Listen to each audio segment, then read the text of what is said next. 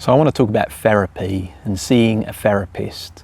So are you someone who's maybe seen a therapist or is thinking about seeing a therapist? Maybe people have been telling you, I think you need to see a therapist. For me, I've always had issues with depression and anxiety and problems getting out of hand. And I've seen a few therapists over the time, and basically I've learned that not all therapists are created equal.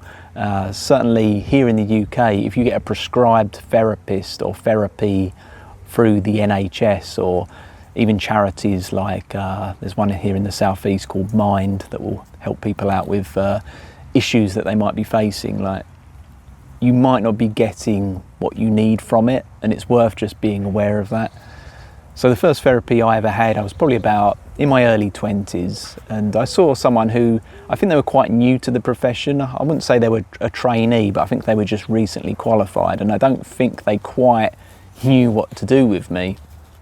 So anyway, we had about 6 or 7 sessions, and we would sit down and, you know, I would just try and open up and be honest and talk about my problems. And, you know, that was the first thing. It's actually really difficult to talk about things that are like quite deep-seated, and you might not even know what they are. So it does take a bit of talking through to try and understand the problems. But if you do understand, you know, talking to a stranger who you've never met about your deepest insecurities and worries and problems can be pretty challenging. I think especially for men, you know, you kind of just want to be seen as the, you know, the strong, responsible provider type, and you don't want to feel like you're a burden in any way on society and other people. So maybe you've developed, I think like myself, some kind of reserve where you don't like discussing problems. But you know, that's something to think about. But yeah, I did that, I got through it, and I was quite upfront and honest because I realised that, you know, I'm only going to get something out of this if I put something into it.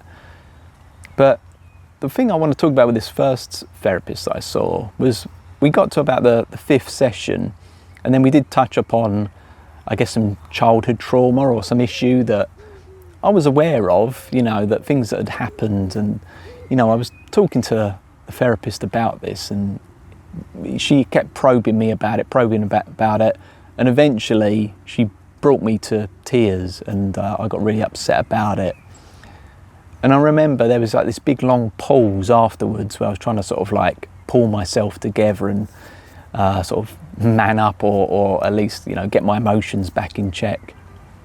And obviously therapy, you're allowed to do that. You know, if there's any way where you can have a little bit of a breakdown or a little bit of a cry in front of someone, you know, a stranger, that is the time to do it. But I mean, I remember feeling just so self-conscious from it.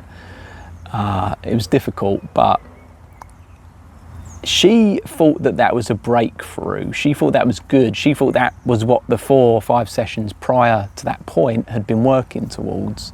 And I could tell she felt quite pleased with herself, almost like, right, okay, well, my job here is done. I've managed to make a grown man cry.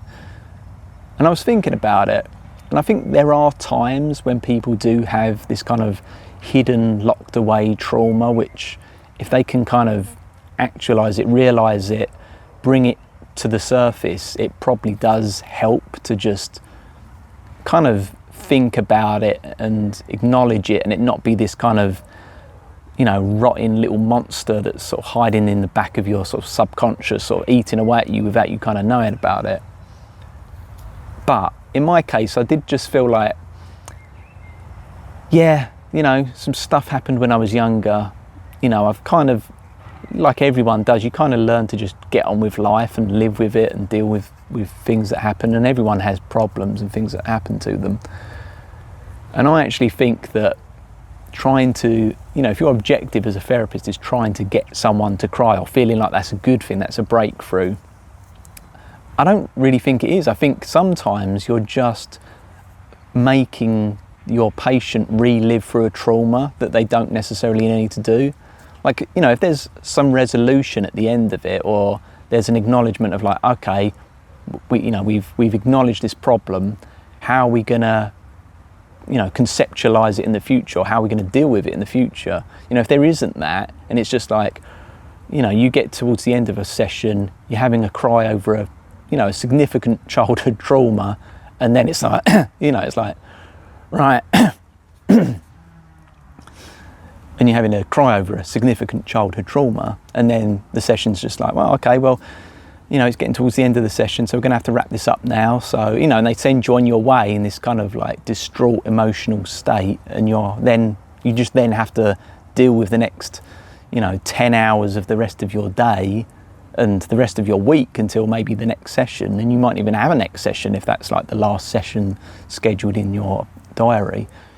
Now, what do you do about that? You now just have to live with that, and you have to now not only deal with your current set of problems, but you're also dealing with this trauma that perhaps wasn't even related to your current set of problems, which has been dredged up, and you're now having to go through all of that and deal with that a second time. And you know, and I can imagine there would be therapists that say, oh, you know, I think we made a breakthrough last time, I think we need to revisit that, you know, and you could keep reliving this trauma over and over, week after week. The therapist could be saying, yeah, we're doing good things here, but are you? Is it really a good thing to keep putting someone into a state of stress and misery if ultimately their life, once they leave, is still the same as it was before, you know, they came to the therapy?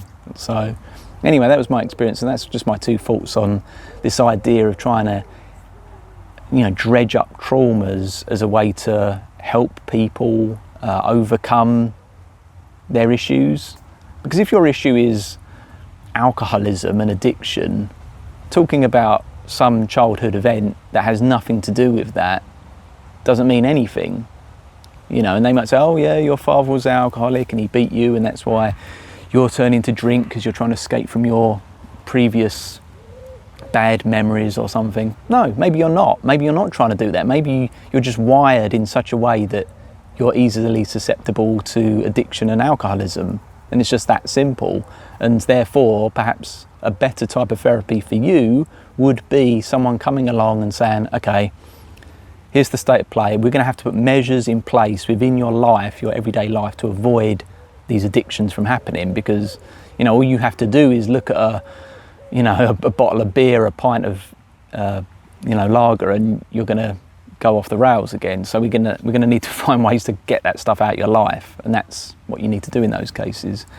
And I think maybe it was just the trouble when you're dealing with someone who's sort of inexperienced maybe with therapy, and they don't really understand different types of people at that juncture and how to then sort of deal with different types of people.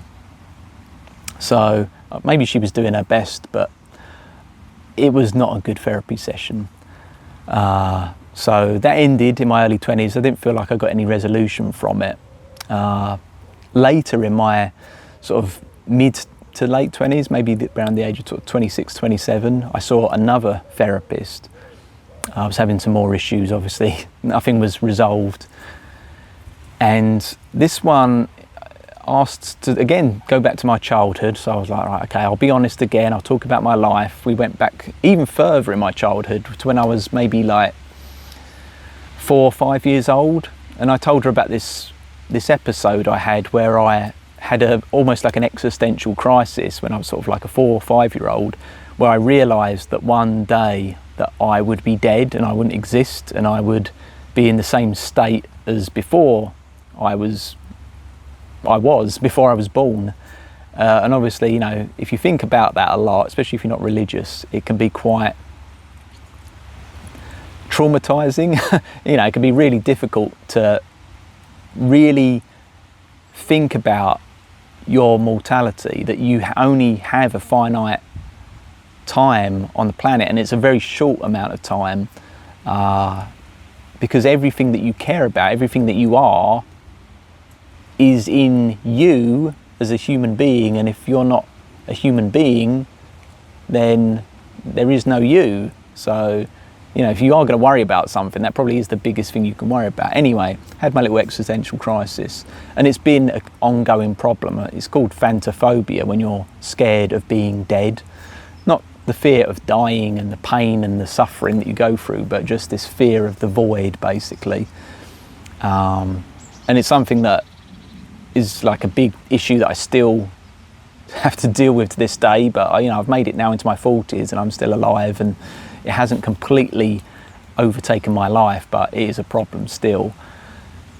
But anyway, we talked about it, and she said, oh, this is really, really bizarre that you would have these strange, morbid thoughts. We need to get to the bottom of this. And she was baffled by it. She couldn't understand that a child would ever have an existential crisis, that anyone would ever think deeply about their life or death. And I realised at that point I was dealing with quite a shallow person. Like, she was a therapist, but she didn't really understand the mind very well. She didn't understand my mind at all. And as someone who thinks quite deeply about issues, and I could sit there for about 5 hours just thinking about life on so many levels, that we get so deep into the meanings of life and the purpose of life and what we're doing on this planet, that I don't even know who I am anymore. It can get pretty deep with me. And there was a lot of things like this. Like, she would say stuff like, like people do say when you see a therapist or talk to anyone about, if you've got anxiety, social anxieties, which I have. And she was saying, like, people aren't judging you. People aren't looking at you and thinking anything. You're being paranoid. And she would say stuff like this. And I thought, it's only later I sort of realised that, no, people do look at you. People do judge you. And I'm not necessarily saying that people are consciously taking a lot of conscious effort out of their day to make assumptions about you and to think about you in a certain way and in a negative light perhaps. But it is, everyone looks at everyone and judges everything, or every person, everything in this world unconsciously. It's what we all actually do. So I don't feel like my concerns were completely invalid. I don't think the statement, no one is judging you, was actually useful. It's not even true. People are constantly judging everything. I've got a glass here. I have to judge whether or not it's heavy enough to pick up, or whether my hand can grasp around it. And you have to make all these little subtle, sometimes conscious, sometimes subconscious judgments about everything all the time. And I've noticed that if you have a negative disposition, if you're more neurotic, if you're negatively inclined, you tend to judge things on the negative. You see the negative side of things. And it's not necessarily that those things are wrong. If it's raining, and you wanted to go out and do things, and you feel bad because you can't, because there's rain and you're going to get wet, and therefore you can't do the thing you want to do, it's normal to think negative. Whereas obviously the optimists would think, oh well, it means I get to stay in, and it's an excuse to now do those chores that needed doing. You could find the silver lining, and there are people that either have cultivated a way to see the silver lining in problems, or they naturally do it. I think a lot of the time it's just a natural instinct. It's just how people operate. But yeah, if you just happen to have a negative disposition, your experience of life is negative, and I think you can almost hone in on that with people. Like, people might be thinking good and bad thoughts about you when you have a social interaction, but if you're negatively inclined, you might be sort of primed to just be picking up the negatives. You're sort of, those things might be the only things that are on your radar, and then you might pick up on them, and you might realise, they kind of didn't like that thing I said, and they sort of judged me in a negative way, and I felt that, and I had that sort of bad feeling, that sort of empathetic reaction to that negative comment, or reaction to something that I did. And that reaction might not be untrue. I think the real problem that I realised with this second therapist is that, yeah, some people are going to be shitty towards you. Some people are going to negatively judge you, whether it's conscious or unconscious. And that's just how people are. I guess if you wanted to say I had a problem, then my problem would be the fixation on the negative and sort of discounting the positive. And the idea of me almost lying to myself or like tricking myself, that's kind of how I was just made to feel as though I was wrong.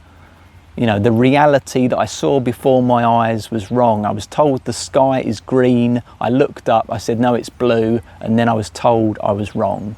And I think that that was the problem with the second therapist. She had an idea of how one's outlook should be towards the world, and then that was it. Again, it was just quite a sort of shallow way of looking at things. It's like, well, I look at things this in a certain way. This is the correct way to look at things. I don't really understand. Like, yeah, she would often say, I don't understand you. I don't understand why you would think the way you think. And yeah, not a great experience. But the third experience, now that was probably the worst. Again, I'm probably in my early 30s at this point.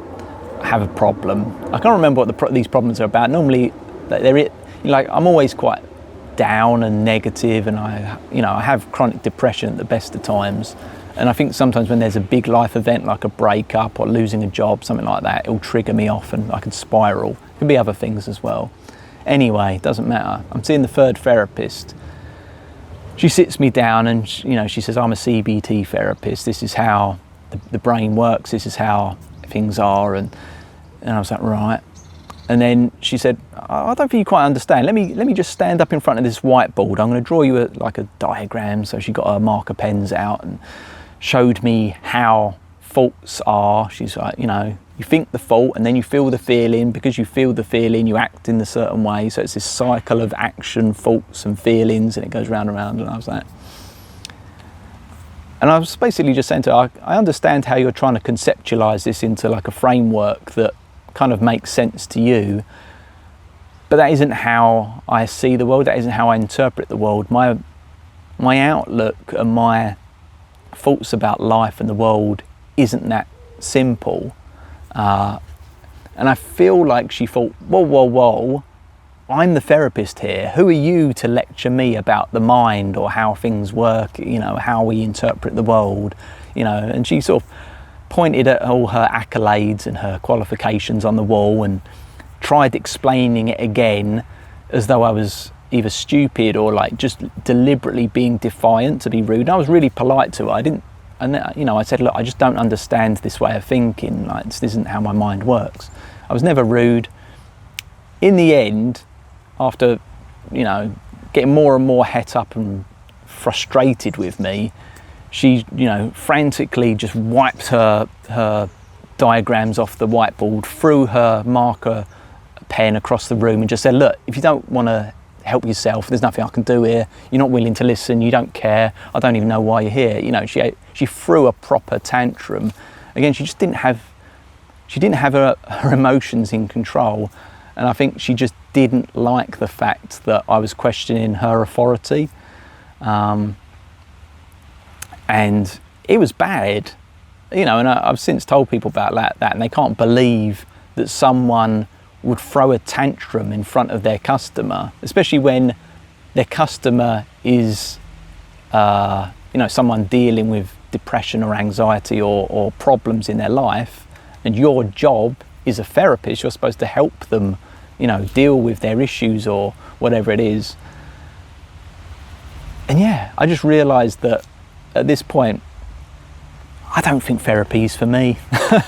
I know I'm being quite negative, and maybe it might sound like I'm being unreasonable with some of these comments, because again, I'm someone who fixates a bit on the negative, but no, these were shit therapy sessions, and these were just free. There's a couple of other examples. I've seen about 6 therapists in my life.